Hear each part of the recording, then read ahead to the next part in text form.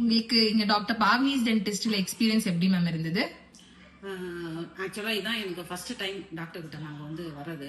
என்னுடைய grand Sun வந்து 6 years ஆகுது. கொஞ்சம் ஆட்டிசம் இருக்கிற குழந்தை. அவனுக்கு பல்லு 2 பல்லு வந்து கடவா பல்லு இது அரைச்சி போயிடுச்சு. அது பல்லு எடுத்துடணும்னு சொல்லிட்டாங்க பார்த்த உடனே. பட் அது வந்து இந்த குழந்தை ஹைப்பர் ஆக்டிவா இருக்கிறனால அது வந்து ஆப்ரேஷன் தியேட்டர்ல வச்சு அனஸ்தீசியா கொடுத்து தான் வந்து செய்யணும். ஏன்னா அந்த குழந்தை கோஆபரேட்டே பண்ணாது. இவெல்லாம் ஒரு செகண்ட் கூட வந்து ஒரு இடத்துல வந்து உட்கார மாட்டான். அதனால வந்து இந்த குழந்தைய வந்து எப்படி இது பண்றதுன்னு நேத்திலேருந்து நாங்க யாரும் வந்து வீட்டுல தூங்கவே இல்லை. அந்த ரொம்ப ஏன்னா அந்த குழந்தை ஏற்கனவே எப்படி இருக்குன்றது எங்களுக்கு தான் தெரியும்.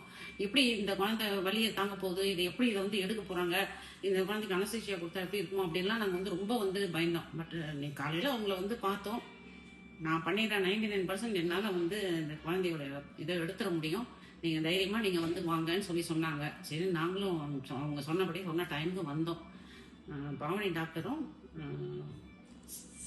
சௌமியாவும் அவங்க 2 பேரும் வந்து அவங்களுடைய ஸ்டாஃப் ஒருத்தவங்க வச்சுட்டு நிஜமாலுமே வந்து முதல்ல நான் கடவுளுக்கு நன்றி சொல்றேன். 2வது நிஜமாலுமே தேங்க்ஸ் டு டாக்டர்ஸ்.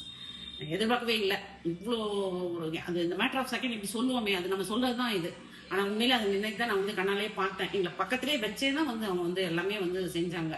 கொஞ்சம் இதுலயே அந்த குழந்தைய சமாதானப்படுத்தி ரொம்ப வந்து அந்த குழந்தைய ஸ்ட்ரெயின் பண்ணாம அது அவனை வந்து விளையாட்டு காட்டி அழகா வந்து அந்த பல்ல வந்து எடுத்துட்டாங்க. திருப்பி இன்னொரு பல்ல எடுக்க நாங்கள் வரணும், அடுத்த வாரம் வருவோம். நான் நிஜமாலுமே வந்து இந்த மாதிரி குழந்தைங்களுக்கு வந்து பல்லு வந்து இதுன்னா இந்த டாக்டர்ஸ் விட்டா நீங்க வந்து கண்ணை மூடிட்டு நீங்க வரலாம். நிஜமாலுமே தேங்க்ஸ். Thank you so much.